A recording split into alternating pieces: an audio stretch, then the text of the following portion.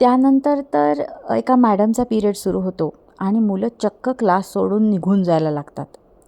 हे सगळं बघून सतीश प्रचंड शॉकमध्ये पण जातो.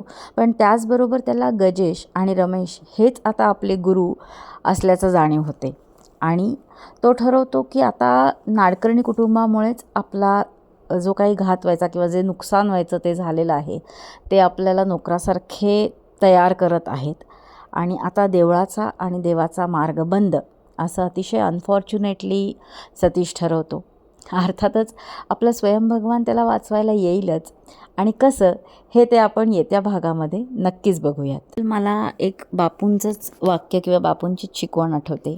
रामरसायनमधलं, सदैव ध्यानात ठेवा की मंथरेसारखे दुष्ट दुर्जन तुमच्याकडे येऊन तुमचे हितचिंतक असल्याचे भासून तुमच्या मनात असुरक्षिततेची भावना उत्पन्न करून धर्मापासून, नीतीपासून, तुमच्या खऱ्या हितचिंतकांपासून व परमात्म्यापासून तुम्हाला कसे दूर नेतात व तुमचा सर्वथा संपूर्ण समूळ नाश करतात.